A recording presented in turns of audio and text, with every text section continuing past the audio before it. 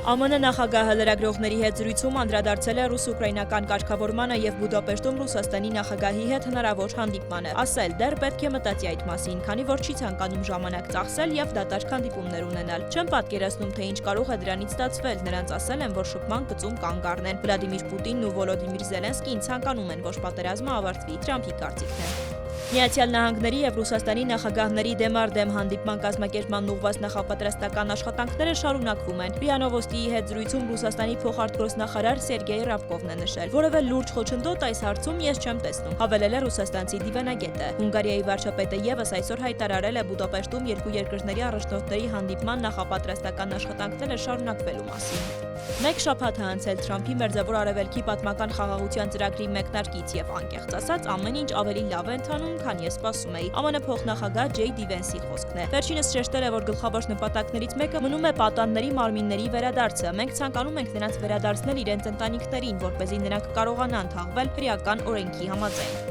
Ադրբեջանի եւ Հայաստանի միջև արդեն իսկ խաղաղություն է հաստատվել։ Էստոնիայի պաշտոնակցի հետ ասուլիսին Բայրամովի խոսքն է։ Օգոստոսի 8-ից ի վեր մենք տեսնում ենք դրական արդյունքներ գործընթացում։ Հայաստանի եւ Ադրբեջանի միջև խաղաղությունը արդեն կայացած փաստ է։ Հայաստանը արդեն տեսնում է հստակ օգուտները։